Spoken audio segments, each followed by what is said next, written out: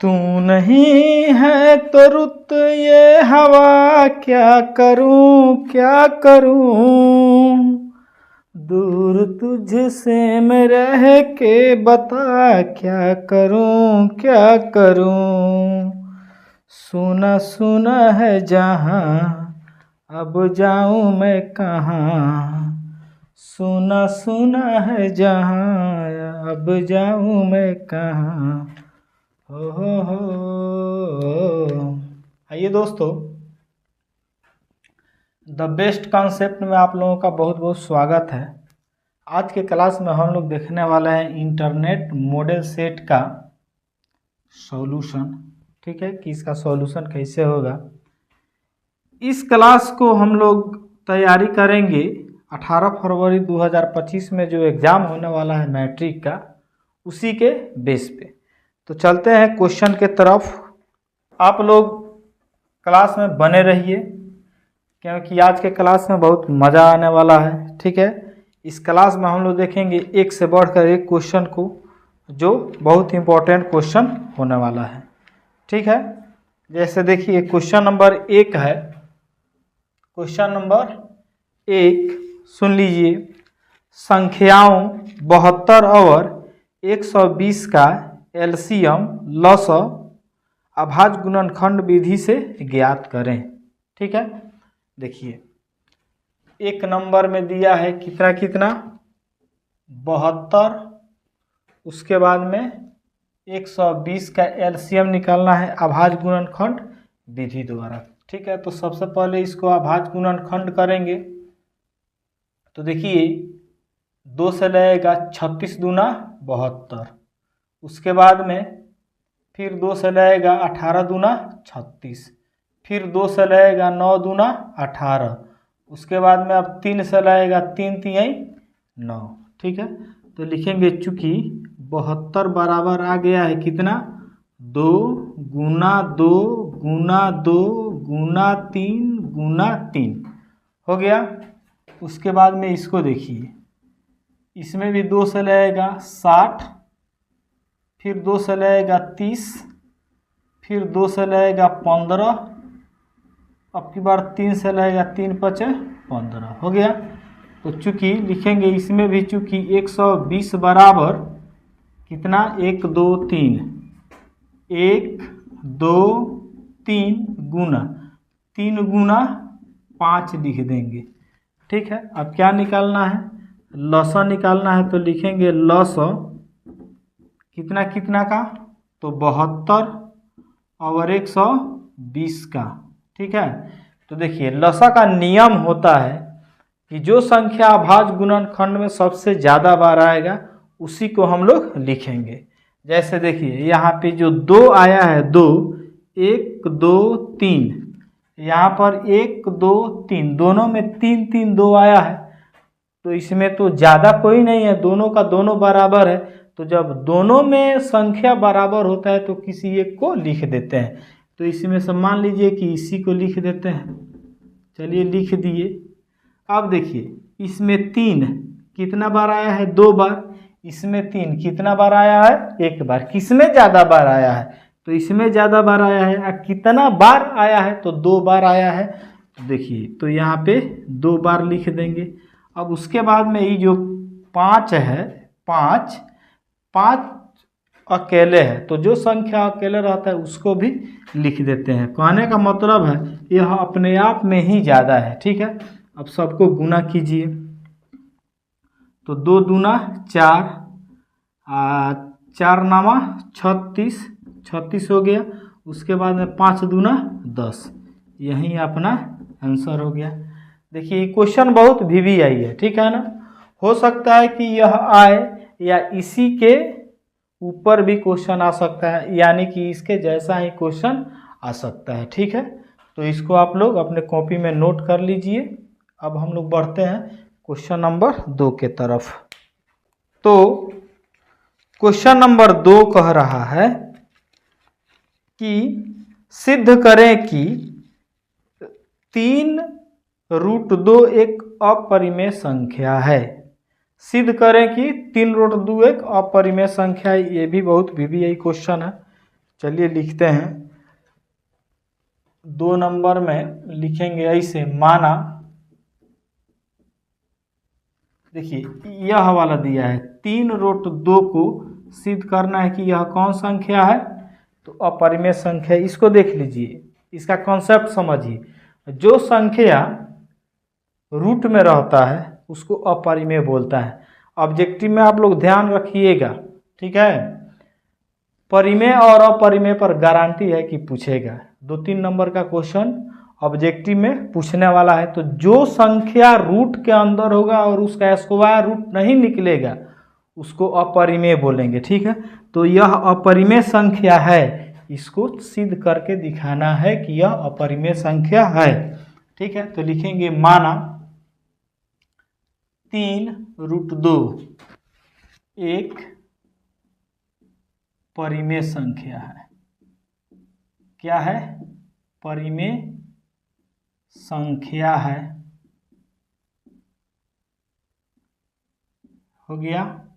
देखिए है अपरिमेय संख्या, ठीक है, लेकिन इसको मान लिए क्या परिमेय संख्या, उल्टा माने हैं, ठीक है ना। तो चलिए आगे बढ़ाते हैं इसके आधार पर, परिमेय संख्या के आधार पर। तो लिखेंगे इसलिए 3√2 बराबर P/Q, जहाँ यह जो P और Q है, P और Q एक पूर्णांक है। P और Q क्या है? एक पूर्णांक है, ठीक है, पूर्णांक है। चलिए हो गया। तो अब देखिए अब क्या करेंगे, इसको थोड़ा सा आगे बढ़ाते हैं। देखिए P भी पूर्णांक है, Q भी पूर्णांक है। एक बात याद रखिएगा, पूर्णांक पहले समझ लेते हैं क्या होता है। ये जो पूर्णांक होता है यह क्या होता है, इसके बारे में पहले समझ लेते हैं। जो भी संख्या प्लस में रहेगा माइनस में रहेगा उसी को बोलेंगे पूर्णांक संख्या। जैसे देखिए मान लीजिए कि इधर -3 है, -2 है, -1 है, 0 है, 1 है, 2 है, 3 है, अनंत तक है। बटा में नहीं होना चाहिए, प्लस में रहेगा माइनस में रहेगा।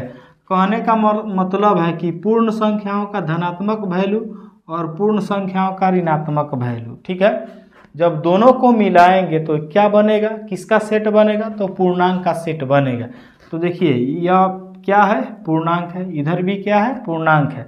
तो पूर्णांक में पूर्णांक से भागा करके देखिए, तो मान लीजिए कि 1 है, ठीक है, ऐसे -3 रखिए, चाहे 4 रखिए, चाहे 5 रखिए, कुछ भी रखिए। देखिए ना बटा में नहीं आया, बटा में आया ना। तो जब बटा में आ गया मतलब ऊपर भी पूर्णांक है। देखिए कॉन्सेप्ट आप लोग समझिए, नीचे भी पूर्णांक है, ठीक है। अब ई देखिए, ई 1/-3, इसको परिमेय संख्या भी हम लोग बोलेंगे क्योंकि बटा में है, परिमेय संख्या भी बोलेंगे।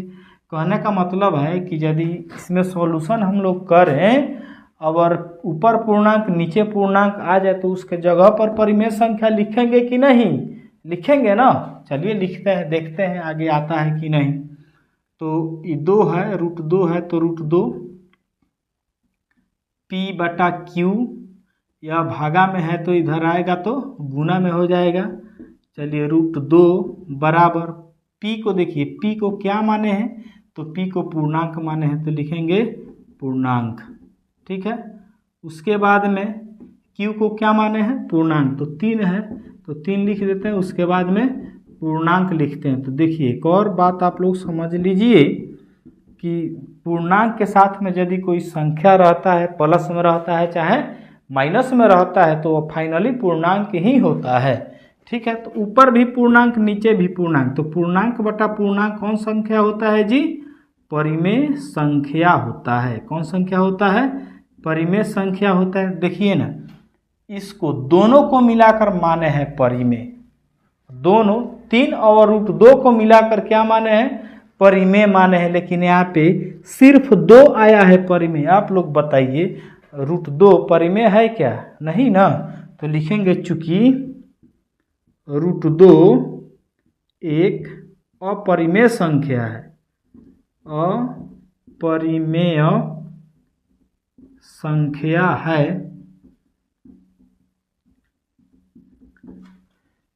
इसलिए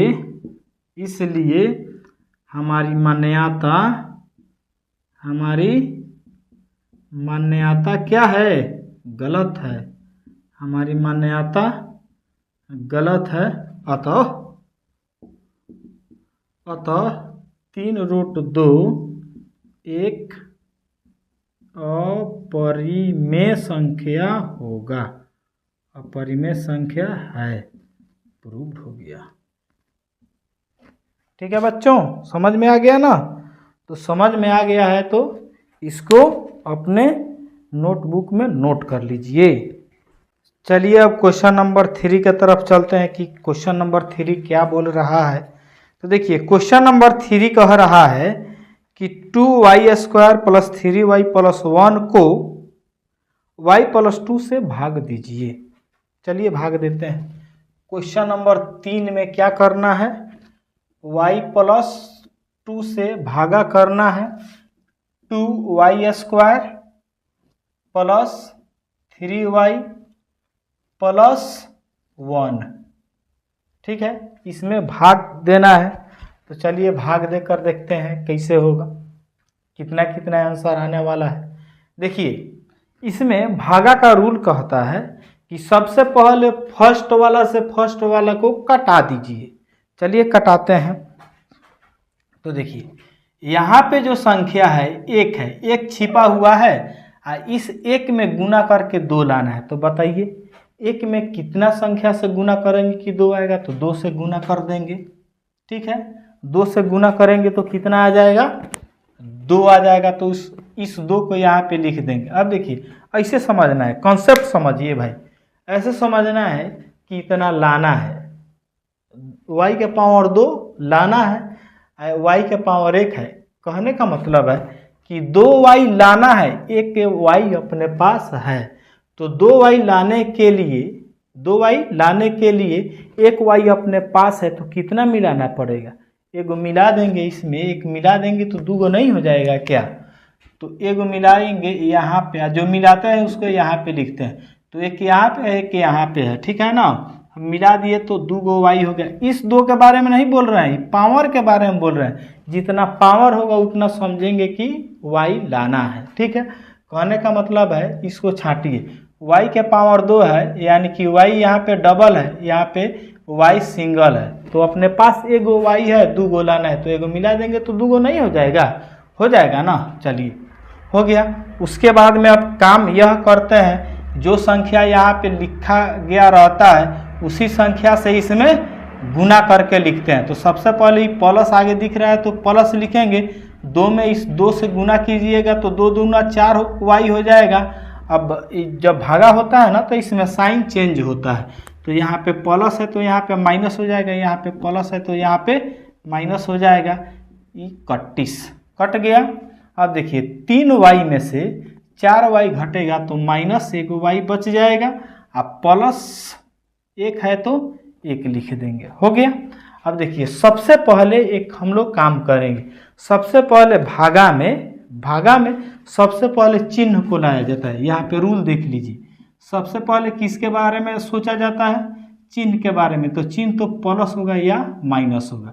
उसके बाद में देखते हैं संख्या कितना लाना है। संख्या के बारे में मतलब 1 2 3 4 5 6 जो भी हो उसको लाना होता है। उसके बारे में सोचते हैं चर के बारे में। तो चर में x आएगा या y आएगा या z आएगा। रेयर केस में यह दोनों आता है, ज़्यादातर x ही आता है। तो सबसे पहले किसके बारे में सोचना है?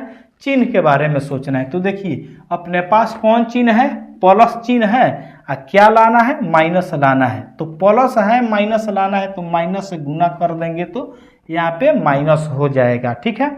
उसके बाद में देखिए कितना y दिख रहा है? एगो y दिख रहा है, मतलब एगो y लाना है, एक y अपने पास है। तो मिलाने की कोई ज़रूरत है नहीं ना। तो जब मिलाने का ज़रूरत नहीं है तो इसको ऐसे ही यहाँ पे लिख देंगे, लेकिन यहाँ पे कुछ ना कुछ लिखा जाता है ज़रूर। तो देखिए कितना लिखेंगे? तो 1 लिखेंगे। क्यों 1 लिखेंगे? तो क्योंकि y में 1 से गुना कीजिएगा तो y आ जाएगा। चलिए अब प्लस में माइनस से गुना कीजिएगा माइनस, और 2 में 1 से गुना कर दीजिएगा 2, यहाँ पे माइनस है तो प्लस, यहाँ पे माइनस है तो प्लस हो जाएगा, यह 31 हो गया। उसके बाद में यहाँ पे 1 है, यहाँ पे कितना है 2 है, ये भी प्लस में है, ये भी प्लस में है, तो 3 प्लस में आएगा, शेषफल हो गया यह। ठीक है, तो कभी कभी क्वेश्चन में बोल देता है कि भागा दीजिए तथा शेषफल और भागफल लिखिए, तो यहाँ पे शेषफल नहीं लिख के इसके लिए लिखेंगे, इसलिए भागफल बराबर यदि कहेगा तब, ठीक है ना, नहीं तो सिंपल भागा देकर लिख देंगे, भागा कर देंगे बस हो जाएगा। और उसके बाद में शेषफल बराबर 3 है तो 3 जब कहेगा तब ऐसे बना देंगे, हो गया। बात समझ में आ गया आप लोगों को। चलिए अब क्वेश्चन नंबर 4 के तरफ चलते हैं। देखिए क्वेश्चन नंबर 4 भी बहुत मज़ेदार क्वेश्चन है। कह रहा है कि यदि अल्फा तथा बीटा बहुपद gx बराबर x square minus 7x plus 6 के शून्यक है तो अल्फा प्लस बीटा का मान ज्ञात करें। चलिए क्वेश्चन यहाँ पे दे दिया है, ये क्वेश्चन नंबर 4 है। 4 के तरफ देखते हैं क्या कह रहा है। gx का वैल्यू दे दिया है बाबू, कितना, gx बराबर दे दिया है x square minus 7x plus 6 दे दिया है, और बोल रहा है अल्फा प्लस बीटा का वैल्यू ज्ञात करें। तो अल्फा प्लस बीटा का वैल्यू क्या होता है, माइनस बी बाई ए होता है, ठीक है ना। तो बी ए चाहिए ना इसमें, तो देखिए एक्स स्क्वायर के गुणांक को ए कहा जाता है, तो इसका गुणांक कितना है, 1 है। उसके बाद में x के गुणांक को d कहा जाता है, अचर पद को c कहा जाता है, ठीक है। इसको निकालना है तो लिखेंगे चूँकि अल्फा प्लस बीटा बराबर माइनस बी बाटा ए, तो देखिए फार्मूला का माइनस तो किसी भी हालत में नहीं छोड़ना है, तो सबसे पहले इसको लिख देंगे, इस माइनसवा को लिख देंगे, लिख दिए। अब b का वैल्यू देखिए, b का वैल्यू कितना है तो -7 है, तो -7, ए का वैल्यू कितना है 1 है। इसको लड़ाना नहीं है, ठीक है ना, नहीं तो लड़ के ब्लास्ट कर जाएगा। तो माइनस इसको अलग रखेंगे, इस माइनस को अलग रखेंगे, ब्रैकेट में रखेंगे, ठीक है, ब्लास्ट नहीं कराना है। तो ये कितना हो जाएगा 7 हो जाएगा, 1 है तो 1, 7 में 1 से डिवाइड कीजिएगा 7 हो जाएगा, इतना अपना आंसर आ गया, ठीक है। बहुत इजी क्वेश्चन है, 2 नंबर में आएगा, मार दीजिएगा फटाक से। क्वेश्चन नंबर चलते हैं 5 के तरफ। क्वेश्चन नंबर 5 में देखते हैं क्या है। क्वेश्चन नंबर 5 में कह रहा है द्विघात बहुपद से लिया गया क्वेश्चन है। द्विघात बहुपद एक्स स्क्वायर माइनस 7 के शून्यक ज्ञात करें और शून्यकों तथा गुणांकों के बीच संबंध की सत्यता की जांच करें। कितना दे दिया है, एक्स स्क्वायर माइनस 7 दे दिया है। सबसे तो पहले इसका शून्यक निकालना है बाबू, ठीक है ना। तो यह तो दे दिया है, तो यहाँ से हम डायरेक्ट अब सॉल्यूशन कर देते हैं। लिखेंगे हल में लिखेंगे संगत समीकरण। क्या लिखेंगे, संगत समीकरण। अब बताते हैं संगत समीकरण का मतलब क्या होता है, इसको क्यों लिखा जाता है। तो बहुपद कितना दिया है, एक्स स्क्वायर माइनस 7 दे दिया है बराबर 0। देखिए बहुपद तो कभी भी बराबर के साथ में नहीं होता है। यदि बहुपद बराबर के साथ में आएगा तो वह बहुपद नहीं कहलाएगा, समीकरण कहलाएगा। लेकिन शून्यक ज्ञात करने के लिए बहुपद को समीकरण बनाना अनिवार्य होता है, ठीक है। तो इस बहुपद को जब बहुपद समीकरण बनता है ना, तब उस बहुपद को लिखते हैं संगत समीकरण। बात समझ में आ गया। अब देखिए, अब यहाँ से हम क्या करेंगे, एक्स स्क्वायर का वैल्यू निकालेंगे, मतलब एक्स का मान निकालेंगे। तो एक्स स्क्वायर बराबर ये होगा कि माइनस में है तो इधर आएगा, प्लस में हो जाएगा, या एक्स बराबर होगा प्लस माइनस √7। इसलिए एक्स बराबर देखिए एक √7 आ गया, एक माइनस √7, यह अपना आंसर आ गया, ठीक है ना। इतना तो आंसर आ गया, क्लियर। उसके बाद में देखिए इसमें एक और बात कह रहा है, शून्यक निकालने के लिए बोला है तो शून्यक आ गया, इतना अपना आंसर आ गया। उसके बाद में कह रहा है शून्यकों तथा गुणांकों के बीच संबंध की सत्यता की जांच कीजिए, ठीक है ना। तो चलिए संबंध की सत्यता की जांच करते हैं। तो इसके लिए क्या करते हैं, देखिए यह जो दोनों को शून्यक बोलते हैं। फर्स्ट वाला शून्यक को लिखेंगे अल्फा, इसलिए लिखेंगे अल्फा बराबर, थोड़ा अच्छा से लिखते हैं, अल्फा बराबर √7 और बीटा बराबर -√7। ठीक है, अब देखिए इतना तो हो गया। अब शून्यकों का जोगफल निकालना है। तो देखिए यहाँ पे एक काम कीजिएगा आप लोग, जो है ना इसको थोड़ा सा हम बढ़ाते हैं, किधर बढ़ा कर लिख दें, इधर लिख देते हैं। इसको अच्छा से बनाने के लिए देखिए ये जो x² है ना, x², ये तो अचर पद है, लेकिन बीच में 0 के साथ में x लिख देते हैं हम। -7 है तो 7, अब 3 टर्म में हो गया। देखिए जब शून्यकों के गुणांकों के बीच जब संबंध की सत्यता की जांच करना होगा तो 3 टर्म होना अनिवार्य है। ठीक है ना, तो बहुपद को हम लोग बनाएंगे 3 टर्म में, उसके बाद में इसको लिखेंगे। ठीक है ना, तो चलिए अच्छा है यहाँ पे लिख देते हैं इसको यहाँ पे लिख देते हैं x² -0x -7 बराबर 0। अब इसमें देखते हैं अल्फा का वैल्यू कितना आ गया है, √7, और बीटा का वैल्यू कितना आ गया है, -√7। ठीक है, लिखेंगे चूँकि शून्यकों का योगफल बराबर योगफल, तो शून्यकों का योगफल को अल्फा प्लस बीटा बोला जाता है। क्या बोला जाता है बाबू, अल्फा प्लस बीटा बोला जाता है। ठीक है ना, अब एक और बात देखिए, यहाँ पे प्लस भी रह सकता है, इसको यहाँ से मिटा ही देते हैं। यहाँ प्लस माइनस कुछ भी लिखिएगा, इससे कोई फर्क पड़ने वाला है नहीं। तो शून्यकों का जोगफल, तो शून्यकों देखिए अल्फा और बीटा क्या है, शून्यक है, इसका जोगफल करना है। तो अल्फा का वैल्यू कितना आ गया है, √7 आ गया है, अब प्लस माइनस √7 आ गया है बीटा का वैल्यू। चलिए तो ये हो जाएगा √7 और -√7 बराबर, ये तो कट के 0 आ गया ना, 0 आ गया। इसके नीचे आप 1 कर सकते हैं आराम से। अब देखिए इसमें प्लस माइनस कुछ भी आप लगा सकते हैं ना। तो आगे बनाते हैं, तो यहाँ पे प्लस माइनस कुछ भी लगा सकते हैं। ठीक है, प्लस माइनस कुछ भी आप लगा सकते हैं। तो यहाँ पे यदि माइनस लगा देते हैं, यहाँ पे माइनस लगा देते हैं तो अपना काम हो जाएगा। प्लस भी रहेगा तो कोई फर्क पड़ने वाला है नहीं। हम लोगों को शून्यकों में संबंध को स्थापित करना है तो कुछ ना कुछ कंडीशन लगाएंगे। यहाँ पे माइनस लगा देंगे तो देखिए ना, ये जो माइनस है 0 है, 0 किसका वैल्यू है, तो 0 b का वैल्यू है। यहाँ पे लिख लीजिएगा a बराबर 1, b बराबर 0 और c बराबर कितना, -1। ठीक है, इसको लिख ही लीजिएगा तभी आगे इसको लिखिएगा। a बराबर कितना हो गया, 1 हो गया, b बराबर कितना हो गया 0, c बराबर कितना हो गया -7 हो गया। तो b का वैल्यू, ये तो माइनस है तो माइनस, 0 b के बराबर है तो b लिख देंगे। और नीचे देखिए 1 है, 1 किसके बराबर है, 1 के बराबर है। तो देखिए ना अल्फा प्लस बीटा बराबर -b/a होता है ना, तो अल्फा प्लस बीटा बराबर -b/a हो गया।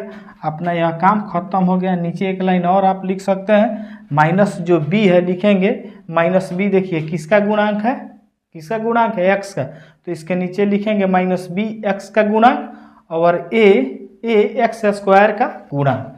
अब लिखेंगे शून्यकों का गुणनफल बराबर शून्यकों का गुणनफल बराबर गुणनफल अल्फा इंटू बीटा बराबर, दोनों में आप गुणा कीजिए कितना आ रहा है, तो कितना होगा √7 इंटू √-√7, तो 7 में माइनस तो छट जाएगा इधर, 7 में 7 से गुना कीजिएगा 7 बाई ये 1 कर दीजिए। -7 किसका वैल्यू है देखिए, तो -7 सी का वैल्यू है, तो यहाँ पे सी लिखेंगे। ए किसका 1 किसका वैल्यू है, ए का वैल्यू है, तो अल्फा इंटू बीटा बराबर सी बटा ए आता है ना। अब यह देखिए सी क्या है, तो सी को अचर पद बोला जाता है, इसको लिखेंगे अचर पद। और नीचे लिखेंगे ए किसका गुणांक होता है, तो एक्स स्क्वायर का गुणांक होता है, तो नीचे लिख देंगे एक्स स्क्वायर का गुणांक आपका जो काम था यह हो गया फाइनल। अब क्वेश्चन नंबर चलते हैं 6 के तरफ। देखिए एग्जाम में जब भी क्वेश्चन आएगा ना, तो एग्जाम में 2 नंबर वाला क्वेश्चन कितना आएगा, तो 2 नंबर वाला क्वेश्चन आएगा एग्जाम में 30। कितना क्वेश्चन आने वाला है, 30 क्वेश्चन आने वाला है, जिसमें से 15 क्वेश्चन को आप लोगों को बनाना है, ठीक है ना। तो 15 क्वेश्चन बनाने के लिए 30 गो है, 15 ही गो बनाना है। तो उसको बनाने के लिए आप लोगों को सेलेक्ट करना होगा सबसे इजी क्वेश्चन, ठीक है। 30 में 30 बन जाएगा, लेकिन उसमें से 15 ही ना बनाना है, तो सबसे इजी जो क्वेश्चन होगा ना उसी को आप लोग सेलेक्ट कीजिएगा, ठीक है ना। तो देखिए क्वेश्चन नंबर 6 के तरफ हम चलते हैं। क्वेश्चन नंबर 6 में कह रहा है के का मान ज्ञात करें जिसके लिए समीकरण x square minus 8x plus के बराबर 0 के मूल वास्तविक और समान हो। चलिए सॉल्यूशन करते हैं, ठीक है। सॉल्यूशन करते हैं। एक्स स्क्वायर दे दिया है, समीकरण x square minus 8x plus के दे दिया है बराबर 0, ठीक है। तो कह रहा है कि यदि इसके मूल समान हो तो के का मान वास्तविक और समान हो तो के का मान ज्ञात करें। तो सबसे पहले देखिए यहाँ पे इसको बनाने के लिए ए का वैल्यू लिखेंगे, तो ए का वैल्यू 1 है, बी का वैल्यू कितना है -8 है, सी का वैल्यू कितना है, तो सी का वैल्यू के है, हो गया। अब देखिए जो कंडीशन क्वेश्चन में रहेगा ना उस कंडीशन को लिखेंगे। ऐसे क्वेश्चन को बनाने के लिए, द्विघात समीकरण के क्वेश्चन को बनाने के लिए जो कंडीशन देगा उस कंडीशन को लिखेंगे, शर्त को लिखेंगे। तो यहाँ पे शर्त दिया है चूंकि समीकरण का मूल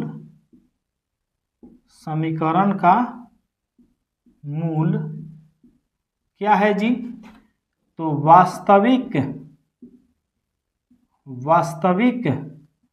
और समान है, वास्तविक और समान है।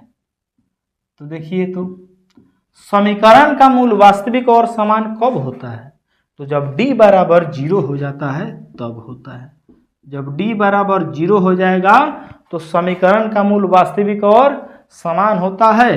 तो d का वैल्यू क्या होता है, फॉर्मूला क्या होता है, तो इसका फॉर्मूला होता है बी स्क्वायर माइनस 4ac, 0 है तो 0। अब इधर दाहिना साइड में कुछ नहीं करना है, जो भी करना है उसको बायां साइड में करना है, ठीक है ना। तो चलिए तो b का वैल्यू कितना है, -8 है तो -8 रख दिए, इसका स्क्वायर -4 है तो 4 रख दिए, a का वैल्यू कितना है 1 है तो 1 रख दिए, c का वैल्यू k है तो k रख दिए, ठीक है। तो 8 का स्क्वायर होगा तो 64 हो जाएगा, माइनस का होता है तो प्लस हो जाता है, माइनस है तो माइनस कितना हो जाएगा 4k हो जाएगा बराबर 0, ठीक है। तो -4k बराबर -64, ये प्लस में है तो माइनस में जाएगा, माइनस से माइनस गायब हो गया, तो कितना हो जाएगा k बराबर हो जाएगा 64/4, कितना 16 चौका 64, यानी k बराबर कितना हो गया 16 हो गया अपना आंसर फाइनल, ठीक है। ये भी क्वेश्चन इजी है, ठीक है, मस्त क्वेश्चन है, मज़ेदार क्वेश्चन है। अब चलते हैं हम लोग क्वेश्चन नंबर 7 के तरफ। क्वेश्चन नंबर 7 कह रहा है बच्चों द्विघात समीकरण 9x square minus 12x plus 4 बराबर 0 को हल करें। क्या कह रहा है, 9x square minus 12x plus 4 बराबर 0 को हल करें। चलिए हल करते हैं, ठीक है। यानी कि इसका शून्यक निकाल देना है, मूल निकाल देना है। दे दिया है 9x स्क्वायर माइनस 12x अब +4 बराबर 0 दे दिया है। ठीक है, चलिए ये क्या है, द्विघात समीकरण है, इसको हल करना है। तो इसमें देखिए द्विघात समीकरण को 3 तरह से हल किया जाता है, आप लोगों को पता भी होगा। कितना कौन कौन विधि है, एक तो मूल विधि है जिसमें x बराबर minus B plus minus root under B square minus 4ac/2a होता है, उस पर भी इसको बना सकते हैं। एक गुणनखंड विधि से बना सकते हैं। तीसरा पूर्ण वर्ग विधि से भी इसको बना सकते हैं। ठीक है, तो सबसे मतलब मज़ेदार कहिए तो सबसे मज़ेदार विधि होता है गुणनखंड विधि। ठीक है ना, इसमें क्या किया जाता है, इसमें और इसमें गुणा कर दिया जाता है। शुरू और लास्ट वाला में क्या किया जाता है, गुणा कर दिया जाता है। तो कितना हो जाएगा जी, 36 हो जाएगा, होगा ना। अब देखिए इस 36 को तोड़कर 12 के मतलब 36 को तोड़कर 12 लाना है। अब कैसे 12 लाना है, तो यहाँ पे प्लस होगा। तो जब देखिए सबसे पहले समझिए 36 को जब तोड़ेंगे ना तो यह 2 संख्याओं में बटेगा। ठीक है ना, ये 2 संख्याओं में बटेगा। अब उस संख्या को जोड़कर 12 लाना है या घटाकर 12 लाना है। तो अब डिसाइड करना है कि जोड़कर 12 लाएंगे कि घटा के। तो देखिए ये डिसाइड करता है यह साइन, यहाँ पे प्लस होगा ना, तो इसका जो गुणनखंड होगा, ठीक है, उसको जोड़ कर लाएंगे इसके बराबर, या जब यहाँ पे माइनस होगा तो घटा के लाएंगे उसके बराबर। चलिए देखते हैं। तो ये तो 6 छक 36 हो जाएगा, 6 6 12 भी हो जाएगा, बस काम अपना हो गया। तो 9x² minus 6x minus 6x, देखिए दोनों जोड़कर तो लाना तो है, लेकिन दोनों क्या है, माइनस में दोनों रखेंगे तभी ना।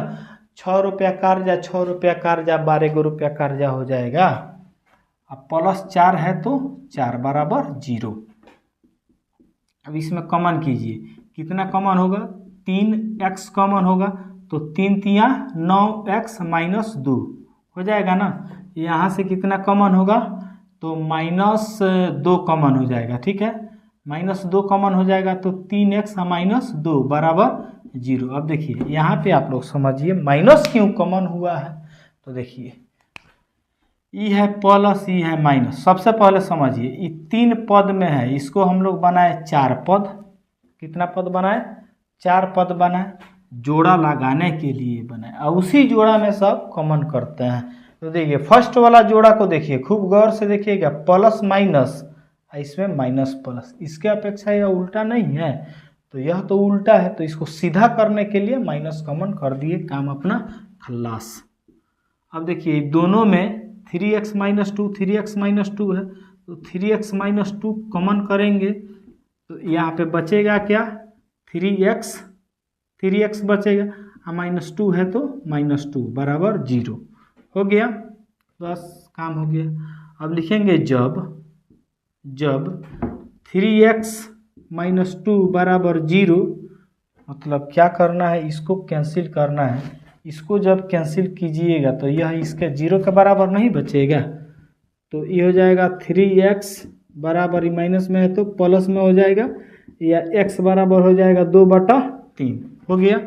उसके बाद में यह वाला काम खत्म, इसका बारी आ गया 3x माइनस 2 बराबर 0, या x बराबर 2/3, इसलिए x बराबर हो गया 2/3 और फिर 2/3 अपना आंसर हो गया। ठीक है ना, इसको एक तरीका से और भी बनाया जा सकता है। देखिए शुरू में परफेक्ट स्क्वायर है, लास्ट में भी परफेक्ट स्क्वायर है, तो इसका भी a प्लस बी के होल स्क्वायर पर a माइनस बी के होल स्क्वायर पर आराम से इसको आप बना सकते हैं, बन जाएगा। ठीक है, लेकिन अभी फिलहाल में इसको हम लोग लेकर चलेंगे। अब हम लोग चलते हैं क्वेश्चन नंबर 8 के तरफ। देखिए क्वेश्चन नंबर 8 भी बहुत मज़ेदार क्वेश्चन है। यह क्वेश्चन एपी से लिया गया है, ठीक है, जो बहुत इंपॉर्टेंट है, एग्जाम व्यू से बहुत इंपॉर्टेंट क्वेश्चन है।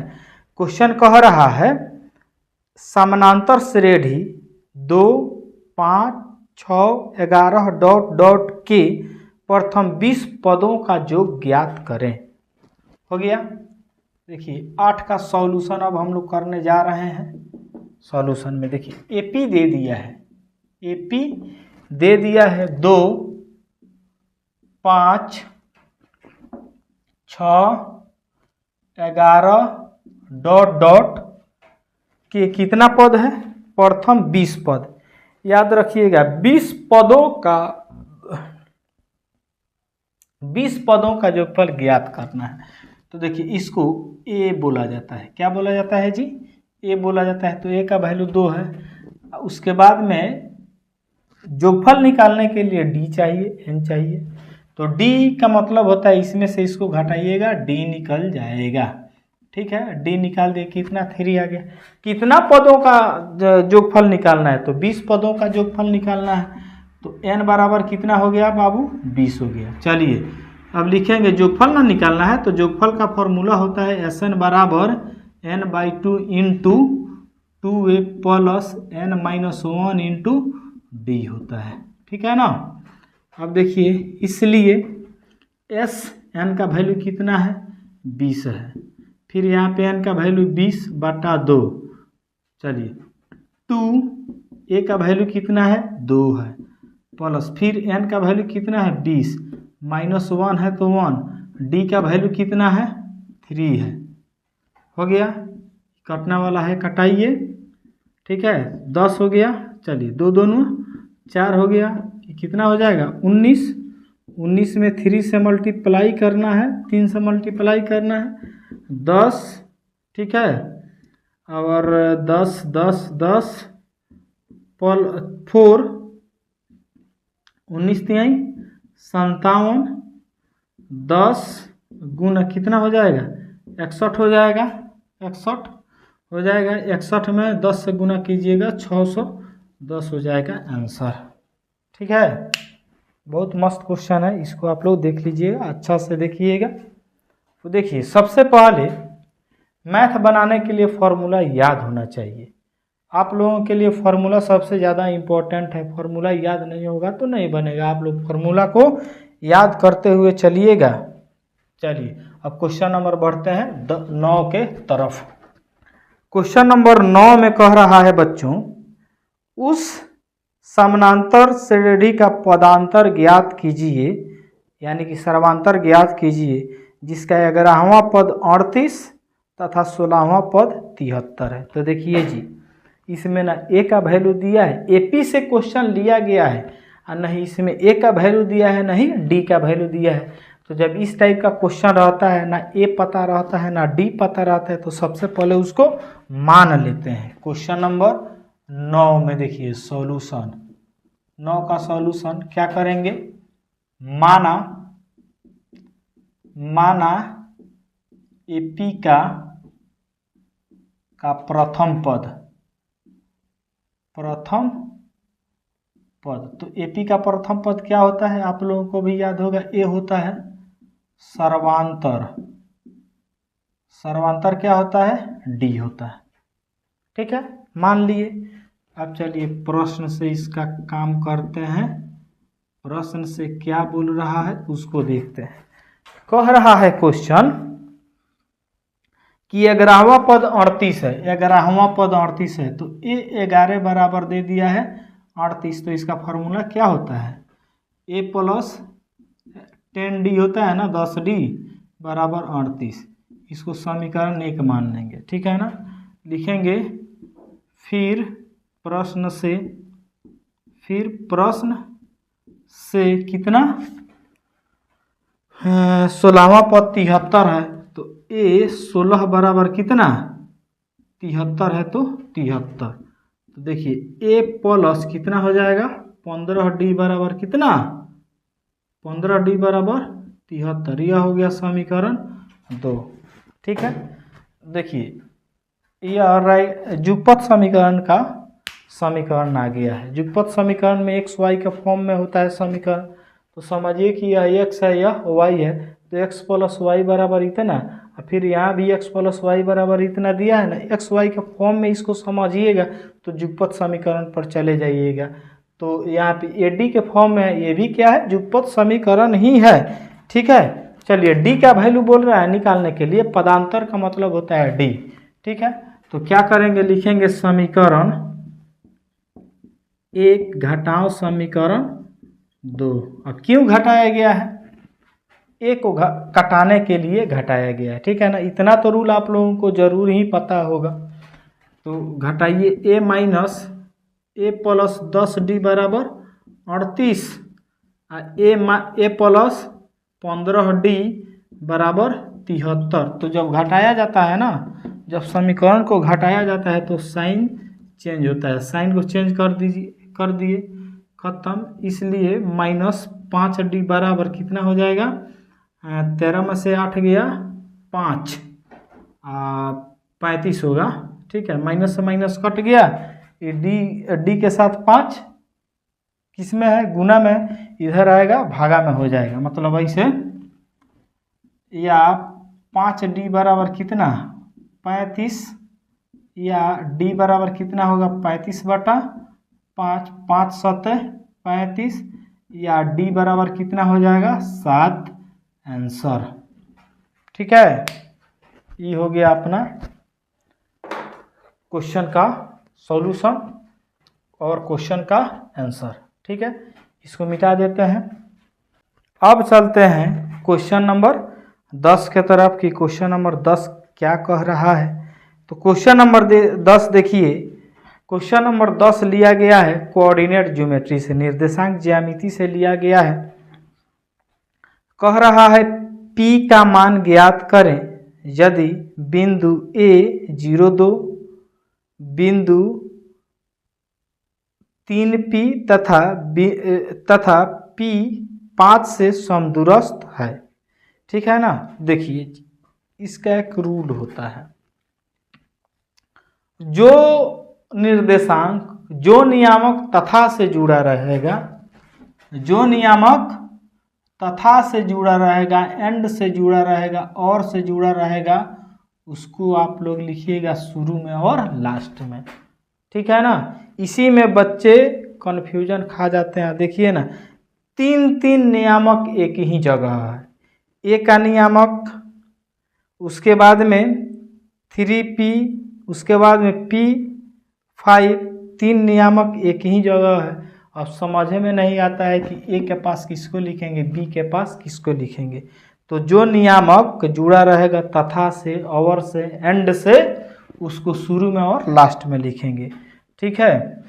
तो ए बीच में दे दिया है ना, तो इसको क्या करेंगे, मान लेते हैं कि यहाँ पे P है, यहाँ पे Q है, अब बीच में जब ए है तो यहाँ पे ए लिख देते हैं। तो P का नियामक होगा फर्स्ट वाला 3P, ठीक है।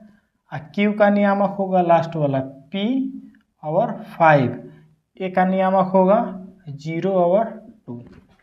कह रहा है कि ए दोनों बिंदुओं से समदूरस्थ है। ये जो ए बिंदु है इसके P और Q से समदूरस्थ है। समदूरस्थ का मतलब होता है कि दोनों से समान दूरी पर है। तो देखिए, जब समान दूरी पर है तो जितना दूरी यह होगा उतना ही दूरी यह होगा, क्योंकि यह बीच में है। तो जितना यह होगा उतना ही यह होगा ना। तो लिखेंगे माना, ये 10 नंबर क्वेश्चन है। माना P का नियामक, P नहीं दिया है तो P का नियामक 3 और P, ठीक है। Q का नियामक कितना दे दिया है? P5। ए का नियामक दिया है 0 और 2। लिखेंगे चूंकि ए बिंदुओं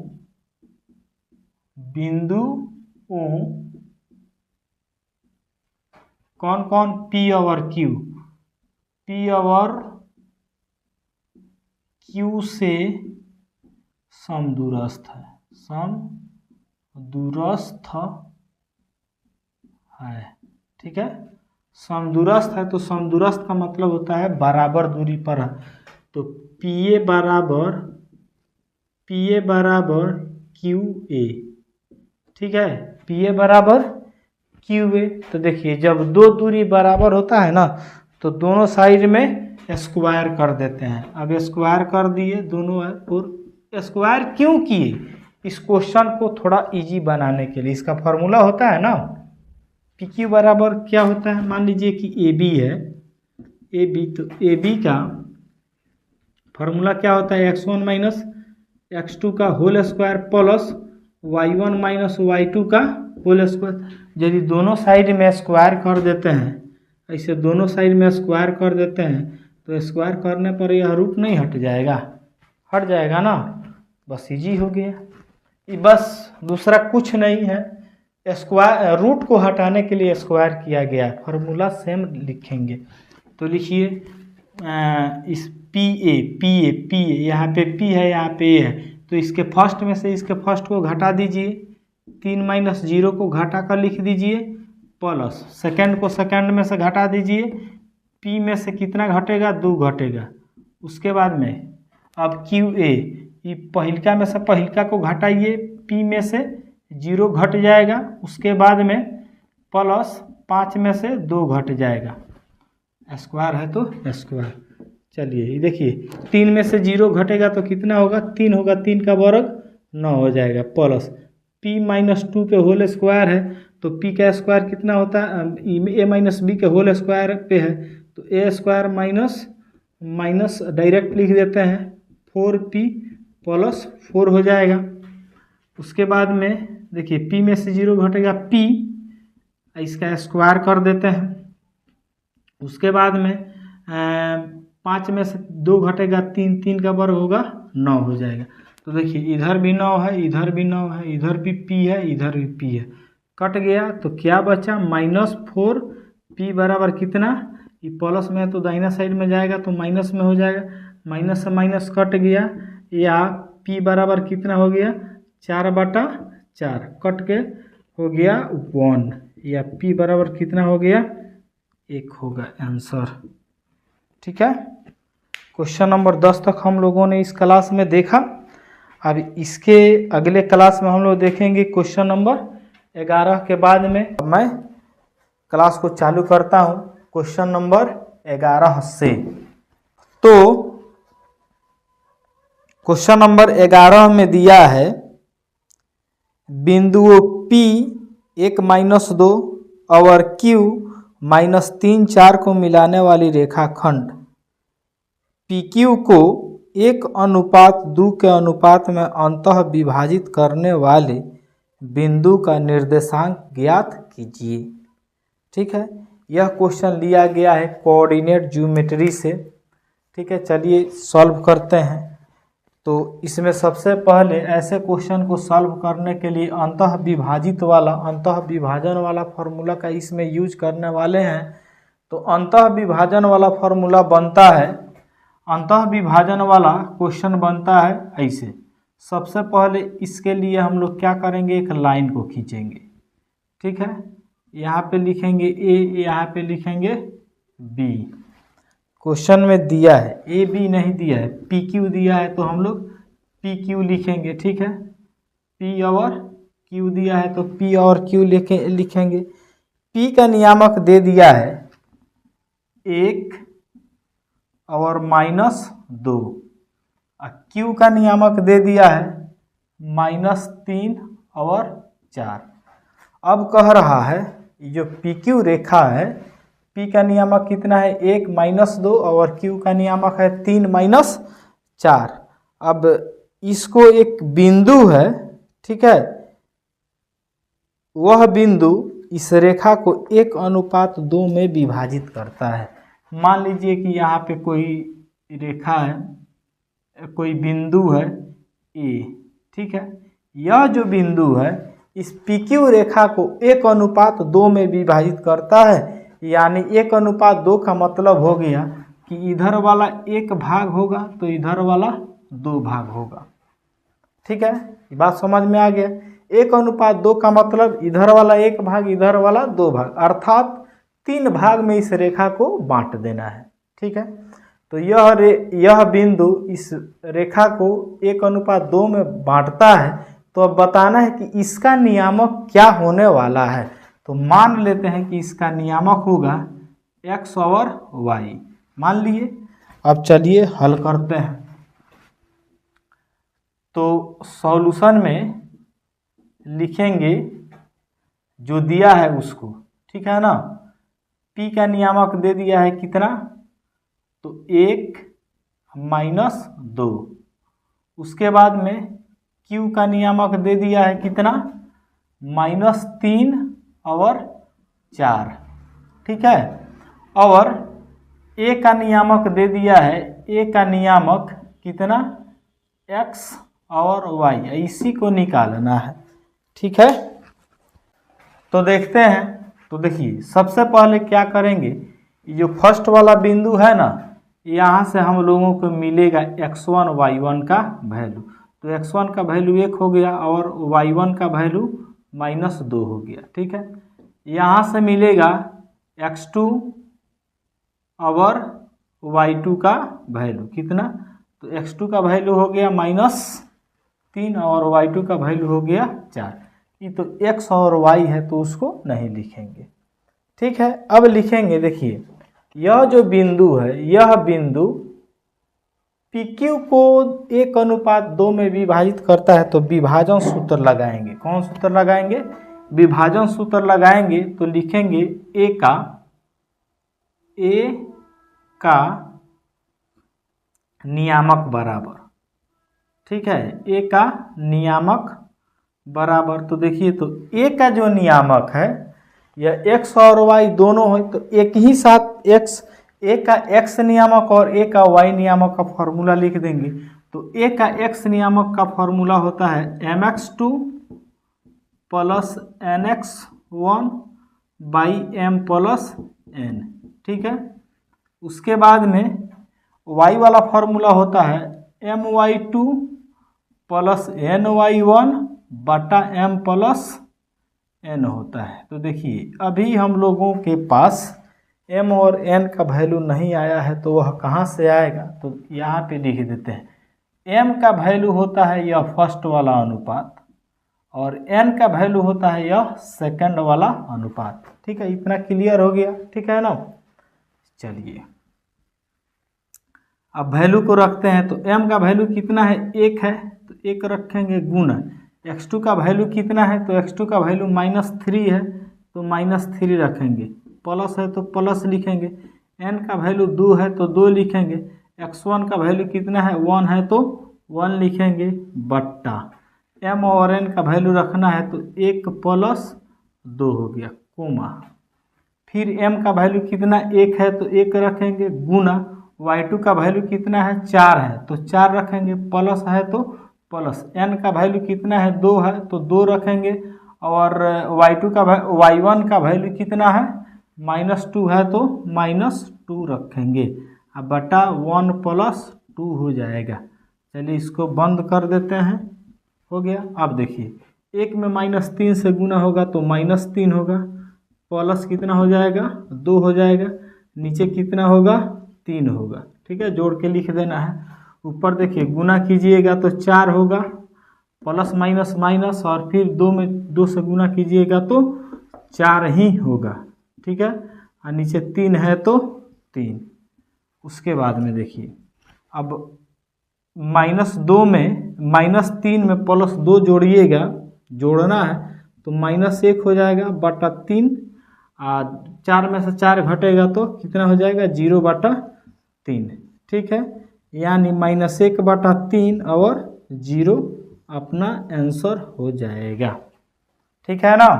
तो इसका कितना होगा आंसर, A का नियामक कितना होगा, -1/3 और 0 होगा, ठीक है। तो मुझे उम्मीद है कि यह क्वेश्चन आप लोगों को समझ में आ गया होगा। ऐसे ही बनाना है क्वेश्चन, ठीक है। एग्जाम में ऐसे ही क्वेश्चन बनाना है, तभी जाकर नंबर मिलेगा। शॉर्टकट में बोर्ड में नहीं बनाया जाता है, नहीं तो आप लोग कंपटीशन का तैयारी नहीं कर रहे हैं कि शॉर्टकट में बना दीजिएगा और नंबर मिल जाएगा। ये बोर्ड के एग्ज़ाम में पूरा कॉन्सेप्ट के साथ में बनाया जाता है, ठीक है ना। चलिए तो आगे देखते हैं, क्वेश्चन नंबर नेक्स्ट क्या बोल रहा है। सिद्ध करें कि त्रिज्या के बराबर जीवा वृत्त के केंद्र पर 60 डिग्री का कोण बनाती है। चलिए देखते हैं, यह हो गया वृत्त, ठीक है, वृत्त हो गया। इसको पहले यहाँ से ही त्रिज्या खींच देते हैं, इसको ये मिला देते हैं, ठीक है। मिल गया, मिल गया। केंद्र पर कितना डिग्री का कोण बन रहा है? 60 डिग्री का कोण बन रहा है। मान लीजिए कि यह ए है, ओ है, यह पी है, यह क्यू है, ठीक है। क्वेश्चन एक बार और आप लोग सुन लीजिए। कह रहा है सिद्ध करें कि त्रिज्या के बराबर जीवा। यह जो त्रिज्या है आर, आर, ये दोनों आर के बराबर यह क्या है? जीवा है। तो वृत्त के केंद्र पर यह जो जीवा है वृत्त के केंद्र पर 60 डिग्री का कोण बनाती है। तो एक तो दे दिया है कि वृत्त के केंद्र पर कितना डिग्री का कोण बन रहा है? 60 डिग्री का कोण बन रहा है। और इसको बताना है जो यह जीवा है यह वृत्त के केंद्र पर भी कितना डिग्री का कोण बनाती है? 60 डिग्री का कोण बनाती है। तो देखिए जब यह त्रिज्या और यह त्रिज्या को मिलाए त्रिभुज बन गया। ओ पी क्यू क्या बन गया?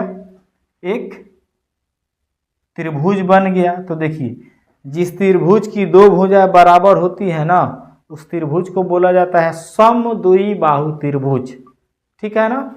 तो देखिए तो जितना यह भुजा है उतना ही यह भुजा है, ठीक है।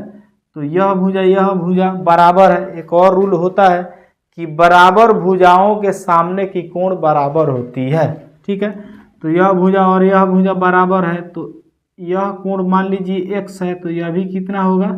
x ही होगा। यह यदि x डिग्री है तो यह भी कितना होगा? x डिग्री होगा, क्योंकि रूल होता है कि बराबर भुजाओं के सामने का कोण बराबर होते हैं। तो बराबर भुजा है तो बराबर भुजा है तो इसके सामने यह कोण हुआ, इसके सामने यह कोण हुआ। बराबर भुजा के सामने सामने का कोण आ रहा है तो यदि यह x है तो यह भी क्या होगा? x ही होगा, ठीक है ना। अब चलिए लिखेंगे कोण, कोण दे दिया है POQ, POQ बराबर कितना डिग्री? 60 डिग्री दे दिया है, ठीक है। वो हो गया। यहाँ पे मान लिया गया है, माना कितना? कोण P बराबर कितना? x डिग्री और कोण Q बराबर कितना? x ही डिग्री, ठीक है ना। सॉल्यूशन x ही डिग्री। चलिए लिखेंगे चूंकि त्रिभुज के तीनों कोणों का योगफल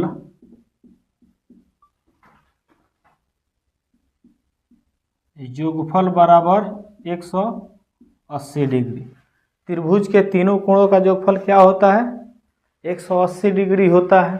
चलिए तो इसलिए कोण O प्लस कोण P प्लस कोण Q बराबर कितना? 180 डिग्री। तो O का वैल्यू कितना है? 60 है तो 60 लिखेंगे। P का वैल्यू x है, Q का वैल्यू भी x है, बराबर 180। चलिए अब तो ये कितना हो जाएगा? 60 प्लस कितना x कितना 2x बराबर 180 या 2x बराबर कितना? 180 माइनस 60 या 2x बराबर कितना हो जाएगा? ये 120 या x बराबर कितना हो गया? 120 बटा 2, 60 दूना 120 तो कितना हो गया? 60 डिग्री आ गया। यानी कि यहाँ पे जो कोण बन रहा है वो कितना का कोण बन रहा है? तो 60 डिग्री का कोण बन रहा है। जो क्वेश्चन कह रहा है वह आ गया, ठीक है ना। मतलब जीवा द्वारा जो कोण बनता है, जीवा द्वारा जो कोण बनता है वो कितना डिग्री का कोण बनता है? 60 डिग्री का कोण बनता है। जो 60 डिग्री हम लोगों का आ गया, ठीक है ना। अब चलते हैं क्वेश्चन नंबर 13 के तरफ। क्वेश्चन नंबर 13 में बोल रहा है यदि tan A बराबर 1 तो सिद्ध करें कि 2 sin A into cos A बराबर 1, ठीक है। tan ए बराबर दे दिया है कितना, 1 दे दिया है। तो बोल रहा है क्या निकालने के लिए, नहीं कह रहा है सिद्ध करने के लिए 2 sin A into cos A बराबर 1, इतना कह रहा है सिद्ध करने के लिए। तो चलिए हम लोग सिद्ध करते हैं। तो देखिए ये जो एंगल है ना, एंगल के जगह पर कुछ भी दे देगा। जैसे एंगल के जगह पर ए दे दिया है, कभी कभी एंगल के जगह पर बी दे देगा, कभी कभी थीटा दे देगा, कभी कभी आई दे देगा, ठीक है ना। चलिए देखते हैं। तो tan ए का फॉर्मूला मतलब tan थीटा का फॉर्मूला क्या होता है, तो P बटा B होता है, ठीक है ना। P बटा B होता है तो P बटा B लिखेंगे बराबर 1। अब इसके नीचे कुछ नहीं है तो 1 कर देते हैं, लिखेंगे इसलिए P का वैल्यू कितना हो गया, P का वैल्यू 1 और B का वैल्यू कितना हो गया, 1 हो गया। तो यहाँ से H का वैल्यू पता नहीं है तो H का वैल्यू निकालेंगे। चलिए H का वैल्यू क्यों निकालेंगे उसको देखते हैं। तो H का फॉर्मूला क्या होता है, तो √p² प्लस b² होता है, ठीक है। अब देखिए P का वैल्यू कितना दे दिया है, 1, तो 1 का स्क्वायर प्लस B का वैल्यू कितना दे दिया है, 1 दे दिया है, 1 का स्क्वायर। तो कितना हो जाएगा, 1 का स्क्वायर 1 का प्लस फिर 1 का स्क्वायर 1, यानी कि √2 इकाई, ठीक है। √2 इकाई आ गया है, 2 आ गया H का वैल्यू, ठीक है ना। चलिए अब इसमें रखते हैं, यहाँ से लिखेंगे LHS बराबर, तो क्वेश्चन में दे दिया है, लिखेंगे LHS बराबर 2 sin A into cos A, RHS ला देना है सिद्ध करके। तो 2 sin A का फॉर्मूला क्या होता है, तो P बटा H होता है, P बटा H इंटू कॉस का फॉर्मूला क्या होता है, B बटा H होता है, तो B बटा H 2 इंटू P का वैल्यू कितना है, तो P का वैल्यू 1 है तो 1 रखेंगे बट्टा H का वैल्यू कितना है, √2 है तो √2 रखेंगे इंटू B का वैल्यू कितना है, 1 है तो 1 रखेंगे बट्टा H का वैल्यू कितना है, H का वैल्यू √2 है तो √2 रख देंगे, ठीक है ना। चलिए अब काम करते हैं। 2 में 1 से गुना करेंगे 2 होगा, फिर 2 में 1 से गुना करेंगे 2 होगा, √2 में √2 से गुना करेंगे तो 2 ही होगा। कट के आ गया कितना, 1 बराबर RHS प्रूव्ड हो गया, RHS हो गया प्रूव्ड, ठीक है। तो यह आप लोगों को समझ में आ गया। जब भी दूसरा रेशियो देगा, रेशियो दे दिया है दूसरे रेशियो का जब बात करेगा निकालने के लिए, वैल्यू निकालने के लिए जब बात करेगा तो PBH वाला मेथड लगाएंगे। P का वैल्यू B का वैल्यू देख लेंगे, H का वैल्यू निकाल लेंगे। यदि BH का वैल्यू दिया है तो P का वैल्यू निकाल लेंगे, यदि PH का वैल्यू दिया है तो B का वैल्यू निकाल लेंगे, अपना काम हो जाएगा। अब क्वेश्चन नंबर 14 के तरफ चलते हैं। तो देखिए क्वेश्चन नंबर 14 में दिया है 2 sin square 45 degree plus cos square 45 degree बटा tan square 30 degree plus cos square 90 degree. 2 यहाँ पे दे दिया है इनटू में, ठीक है, का मान ज्ञात करें। इसका मान ज्ञात करना है तो चलिए सॉल्व करते हैं। ये 14 नंबर क्वेश्चन है, इसको सॉल्व करते हैं। सॉल्यूशन में देखते हैं 2 इंटू साइन स्क्वायर कितना 45 degree plus cos square 45 degree बट्टा tan square 30 degree plus cos square 90 degree. इसका वैल्यू ज्ञात करना है कि कितना होगा, देखते हैं। तो देखिए 2, ये जो 45 डिग्री है, इसको आप लोग खूब गौर से देखिएगा तो ये दोनों बराबर है। उसके बाद में साइन का रिलेशन कॉस के साथ होता है, यानी sine square theta plus cos square theta बराबर 1 होता है। तो sine square 45 plus cos square 45 का भी वैल्यू कितना होगा, 1 होगा। तो डायरेक्ट यहाँ पे इसका वैल्यू लिख देंगे 1 हो गया। अब देखिए tan square theta, tan square और कॉस स्क्वायर का रिलेशन नहीं होता है, तो इसका यहाँ पे वैल्यू रखेंगे। तो tan 30 का वैल्यू कितना होता है, तो 1/√3 होता है। इसका स्क्वायर कर देंगे, हो जाएगा, ठीक है, स्क्वायर है तो स्क्वायर। उसके बाद में cos 90 का वैल्यू कितना होता है, तो जब साइन, देखिए साइन के उल्टा cos चलता है, साइन 0 का वैल्यू होता है 0, तो cos 90 का वैल्यू होगा कितना, 0, ठीक है ना। तो 0 हो जाएगा, तो 0 का स्क्वायर, ठीक है। अब देखिए 2 में 1 से गुना कीजिएगा तो 2 होगा, और उसके बाद में नीचे 1 है, 1/√3 का वर्ग कीजिएगा तो 3 हो जाएगा, ठीक है। इसमें 0 का वर्ग जोड़िएगा, 0 ना होगा। तो अब देखिए इसको ऊपर 2 है तो 2 रहने देंगे, इसको पलट देंगे, ठीक है। 3 चला जाएगा ऊपर, 1 आ जाएगा नीचे। अर्थात कहने का मतलब है कि यह भी खत्म हो गया, सिर्फ इसका आंसर कितना हो जाएगा, 6 हो जाएगा, ठीक है ना। अब क्वेश्चन नंबर चलते हैं 15 के तरफ चलते हैं, ठीक है। तो देखिए क्वेश्चन नंबर 15 में दिया है, सिद्ध करें कि sin 4a, साइन का पावर 4 दे दिया है, sin 4a minus sec square a बराबर tan square a plus tan 4a, ठीक है ना। तो देखिए बनाते हैं इसको, तो लिखेंगे LHS बराबर, क्या लिखेंगे, LHS बराबर सेक पावर कितना है, सेक के पावर कितना है 4a minus sec square a, ठीक है। अब चलिए इसमें देखिए, खूब गौर से देखिए आप लोग, ये बहुत मस्त क्वेश्चन है। देखिए तो दोनों में सेक है ना, तो यहाँ पे सेक के पावर 4 है, यहाँ पे सेक के पावर 2 है।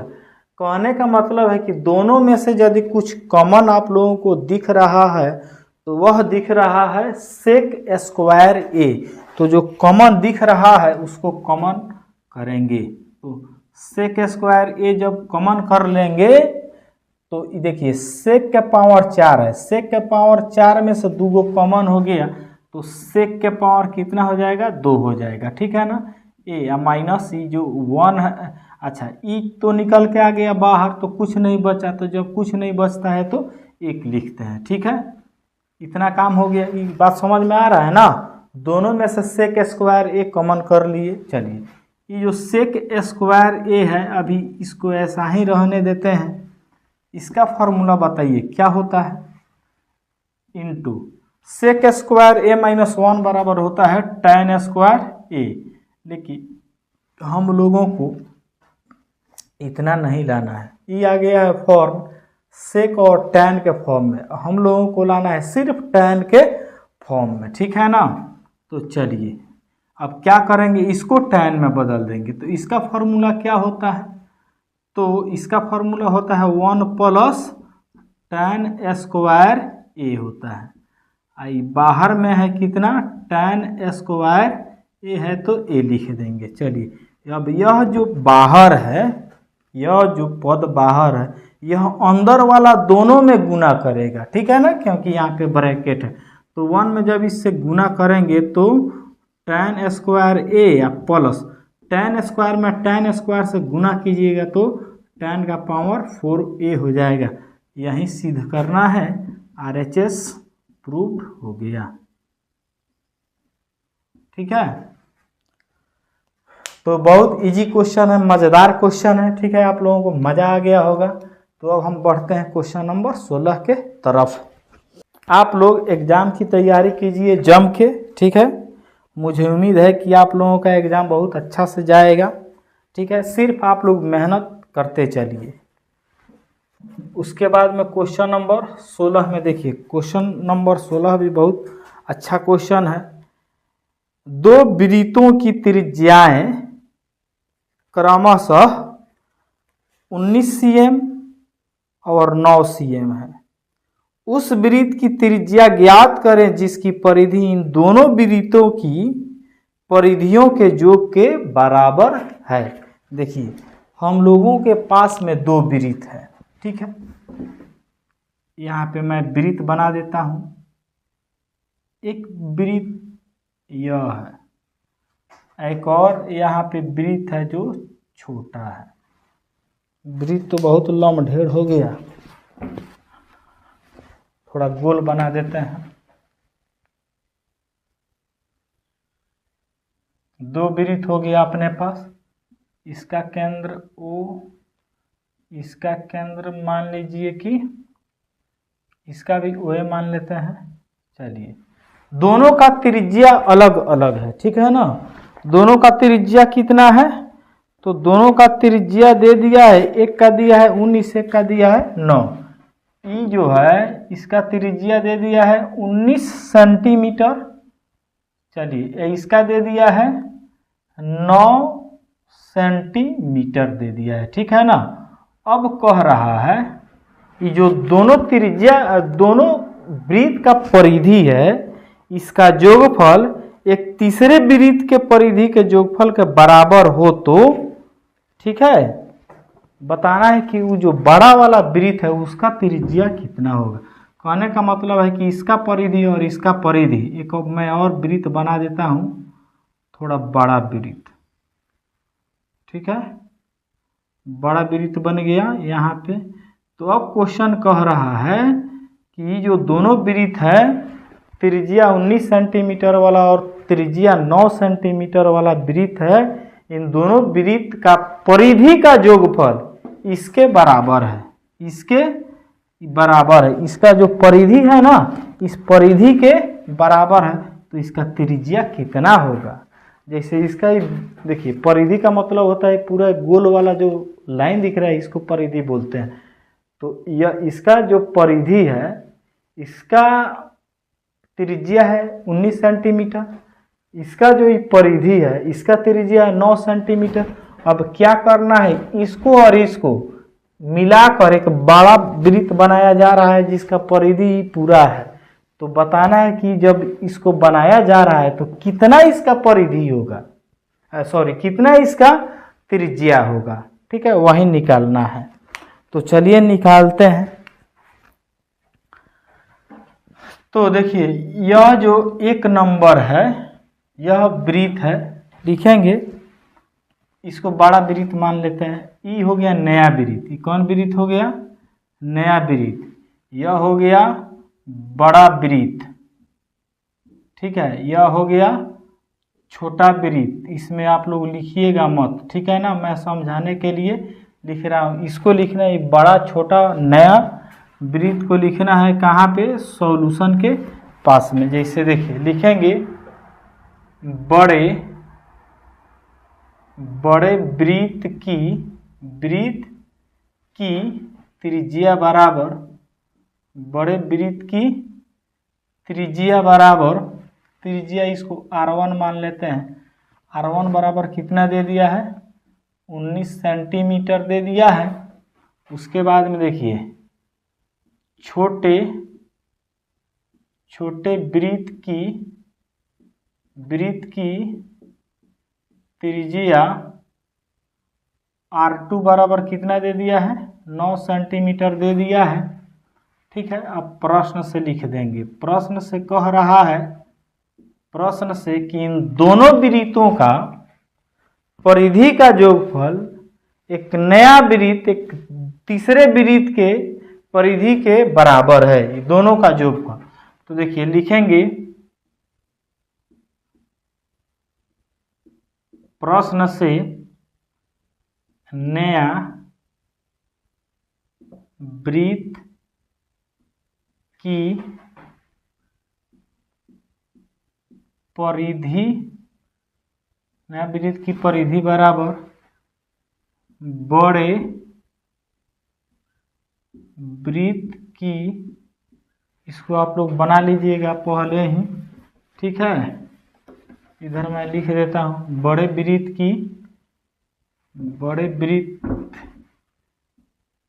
की परिधि प्लस छोटे वृत्त की परिधि। ठीक है, तो देखिए इसका फॉर्मूला, तीनों का फॉर्मूला लिखेंगे तो इसका फॉर्मूला क्या होगा, 2πr हो जाएगा। मान लेते हैं कि बड़ा वृत्त का परिधि कितना है, r है। ठीक है, तो इसमें सबसे पहले यहाँ पे मानेंगे, सबसे ऊपर मानेंगे नया वृत्त की त्रिज्या बराबर r। क्या मानेंगे, नया वृत्त की त्रिज्या बराबर r मानेंगे। ठीक है, सबसे ऊपर वाला लाइन में, तब इसको यहाँ से तब बनाएंगे तो बड़े वृत्त की परिधि क्या हो जाएगा, तो 2πr1 प्लस छोटे वृत्त की क्या होगा परिधि, 2πr2। ठीक है, चलिए 2π बड़का r बराबर, दोनों में 2π कॉमन है तो लिखेंगे 2π इंटू r1 प्लस r2। तो 2π से 2π कैंसिल हो गया, या r बराबर कितना हो गया, तो r1 का वैल्यू कितना है 19 प्लस 9, या r बराबर कितना हो गया 28 सेंटीमीटर। ठीक है, यह जो r आया है किस वृत्त की त्रिज्या है, तो नया वृत्त की त्रिज्या है। तो इसको कहाँ पे लिखना है, सबसे ऊपर लिख लेना है, माना नए वृत्त की त्रिज्या बराबर बड़का r, तब लिखेंगे। अब बड़े वृत्त के फिगर बनाने के बाद बड़े वृत्त की त्रिज्या r1 बराबर इतना, छोटे वृत्त की त्रिज्या r2 बराबर इतना। इसलिए प्रश्न से कह रहा है कि जो नया वृत्त बन रहा है, सबसे बड़ा वृत्त बन रहा है, वह दोनों वृत्तों के परिधियों के जोगफल के बराबर है। जोगफल के बराबर कर दिए, काम अपना फाइनल हो गया। ठीक है, तो यह बात समझ में आ गया। यह बहुत क्वेश्चन भी आई है। ठीक है ना, चलिए मैं अब आगे बढ़ता हूँ क्वेश्चन नंबर 17 की तरफ। तो क्वेश्चन नंबर 17 हमें कह रहा है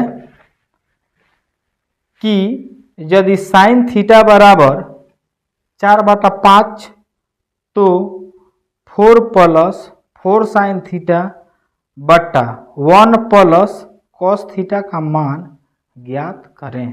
चलिए देखते हैं, दे दिया है, चूंकि सॉल्यूशन करते हैं। साइन थीटा बराबर कितना दे दिया है, 4/5 दे दिया है।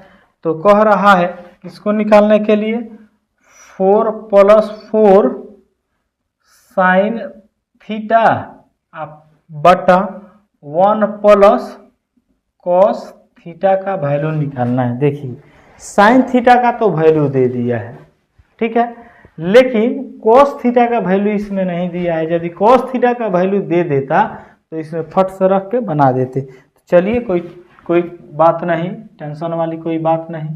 तो इसका फॉर्मूला क्या होता है, P/H होता है ना, तो P/H लिख देंगे और 4/5 लिख देंगे। इसलिए बताइए P का वैल्यू कितना हो गया, 4 हो गया, H का वैल्यू कितना हो गया, 5 हो गया, और B का वैल्यू क्या हो गया, कुछ नहीं। तो B का वैल्यू निकालते हैं, इसलिए B बराबर क्या होगा, √H² माइनस P² हो जाएगा ना। तो H का वैल्यू कितना होगा, 5 है, तो 5 का स्क्वायर माइनस 4 का स्क्वायर कितना हो जाएगा, ये हो गया 25 माइनस 16 बराबर √9 या 3। B का वैल्यू कितना आ गया, 3 आ गया। चलिए अब लिखेंगे चूंकि 4 plus 4 sine theta by 1 plus cos theta, ठीक है ना। चलिए अब इसको बनाते हैं।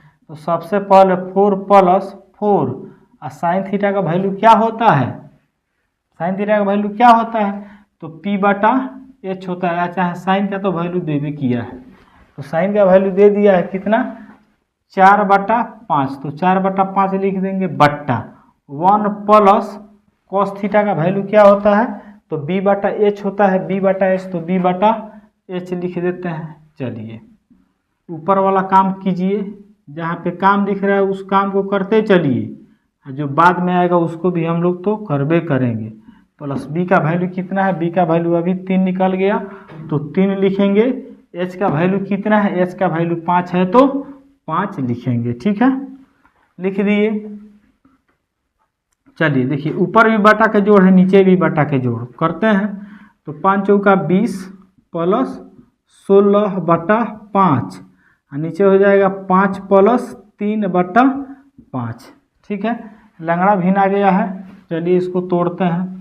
तो ये कितना हो जाएगा, 20 और 16 कितना हो गया, 36। 36 बटा 5 बट्टा 5 और 3 8, 8 बटा नीचे आ गया 5। तो इससे यह कट गया, बच गया 36 बटा 8। इसको भी कटाइए, 4 से कट जाएगा, 4 दूना 8 और 4 नामा 36, 9 बटा 2 अपना आंसर आ गया। इसको आप लोग समझ लीजिए। ठीक है, अब हम लोग बढ़ेंगे क्वेश्चन नंबर 18 के तरफ।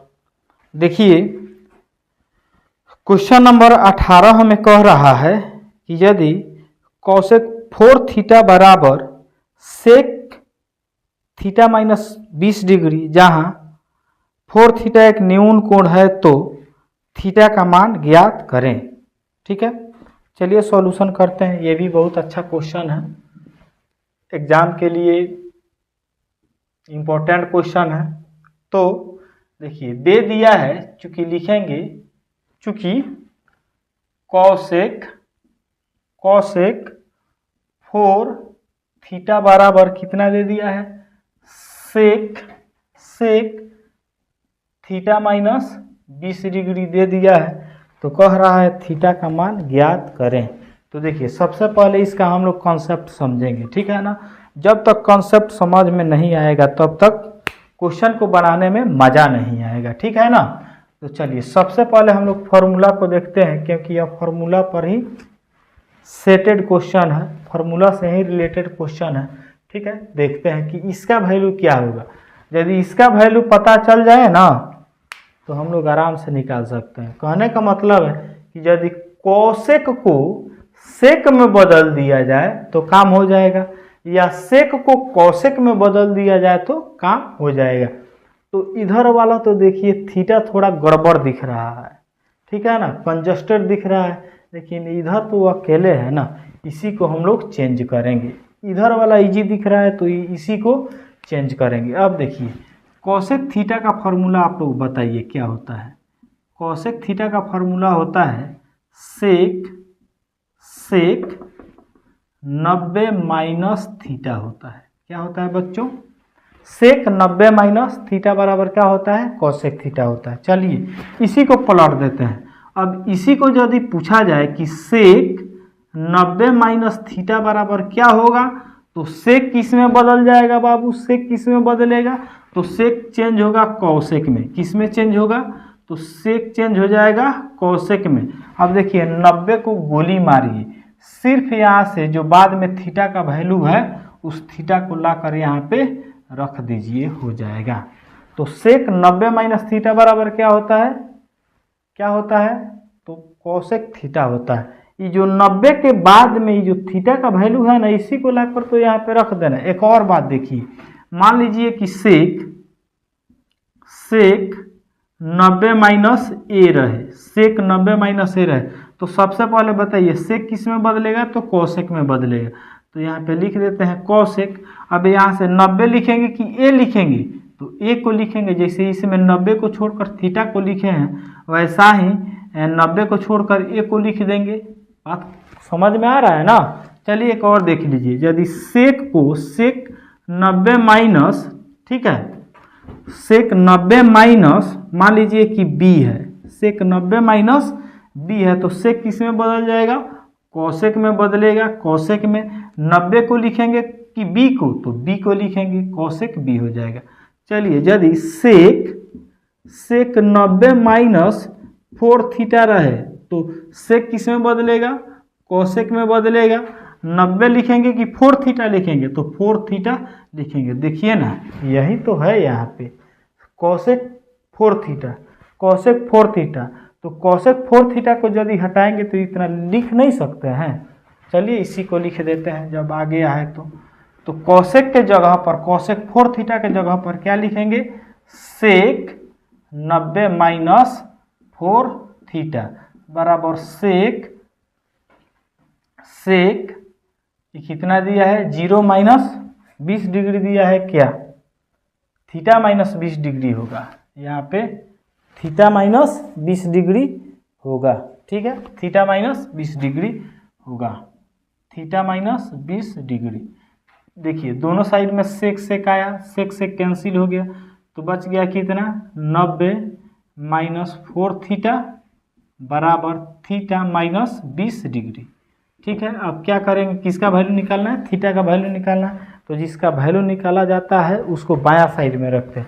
इसमें तो दोनों साइड में थीटा का वैल्यू थीटा दे दिया है, तो दोनों को एक साइड में खींच कर लेंगे। तो पहले से माइनस में है, आई प्लस में है, तो इधर आएगा तो माइनस में हो जाएगा। तो बच, जब यह आ गया इधर तो इधर बच गया 20, यह प्लस में है तो इधर आएगा तो माइनस में हो जाएगा। ठीक है, अब देखिए माइनस कितना हो जाएगा, 5 थीटा हो जाएगा, और माइनस 110 हो जाएगा, माइनस से माइनस कट गया, या थीटा बराबर कितना हो गया, 110/5 कितना हो जाएगा, 22 बचे 110। तो थीटा का वैल्यू कितना हो गया, 22 डिग्री अपना आंसर आ गया। ठीक है ना, बात समझ में आ गया। अब चलते हैं क्वेश्चन नंबर 19 के तरफ। ठीक है, चलिए क्वेश्चन नंबर 19 में कह रहा है, मेंसुरेशन से लिया गया क्वेश्चन है, एक बेलन की त्रिज्या तथा ऊंचाई 4 मीटर तथा 14 मीटर है, तो बेलन का आयतन ज्ञात करें। ठीक है, तो सबसे पहले इसके लिए मैं एक बेलन बना देता हूं। ठीक है, फिगर मैं बना देता हूं, फिगर पर आप लोग समझ लीजिए। तो यह हो गया बेलन। ठीक है, ये तो आयत हो गया। अब आयत में दोनों साइड से जब ऐसे बना देंगे, वृत्ताकार भाग बना देंगे, तो इसी को बोला जाता है बेलन। ठीक है ना, मतलब गोल डिब्बा रहे, गोल डिब्बा, उसको क्या बोलेंगे भाई, बेलन बोलेंगे। ठीक है, तो देखिए इसको यदि आधा हम लोग सेंटर से बांटे, आधा सेंटर से यदि बांट दें, तो आधा दूरी को त्रिज्या बोला जाता है। तो त्रिज्या कितना दे दिया है, तो त्रिज्या दे दिया है 4 मीटर। कितना दे दिया है, 4 मीटर दे दिया है। और ऊंचाई दे दिया है 14 मीटर। ऊंचाई कितना दे दिया है, 14 मीटर है। यह जो क्वेश्चन है बिल्कुल इजी क्वेश्चन है। अब देखिए इजी भी है, भारी भी है। ठीक है ना, भारी कैसे है, तो आयतन निकालना है, बेलन का आयतन निकालना है। अब बेलन का आयतन का फॉर्मूला याद रहेगा तभी ना बनेगा, नहीं याद रहेगा तो भारी ही है। तो निकालते हैं, चलिए। जो देखिए मेंसुरेशन के क्वेश्चन में जो दे देता है ना, उसको पहले लिखते हैं। तो क्या क्या दे दिया है, त्रिज्या दे दिया है, ऊंचाई दे दिया है। तो लिखेंगे सॉल्यूशन में बेलन की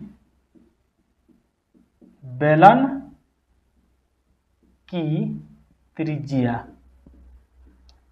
कितना दे दिया है, आर। इसको आर मान लेंगे। कितना दे दिया है, 4 मीटर। तो 4 मीटर हो गया। उसके बाद में ऊंचाई दे दिया है, ऊंचाई को एच लिखते हैं। ऊंचाई कितना दे दिया है, 14 मीटर। ये हो गया। अब लिखेंगे इसलिए बेलन का आयतन बराबर, बताइए आप लोगों को याद है। यदि आप लोगों को याद होगा तो कमेंट बॉक्स में लिख कर भेजिएगा। ठीक है ना, चलिए। बेलन का आयतन होता है पाई r² h होता है। ठीक है ना, बस यह फॉर्मूला याद रहेगा, खटाक से बन जाएगा 2 नंबर अपने हाथ में।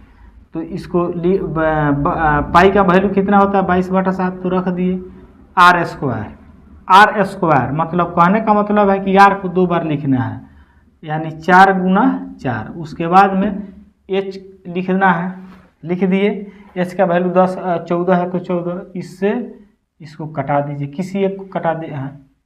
7 से 14 कट गया। अब देखिए बच गया कितना, 22।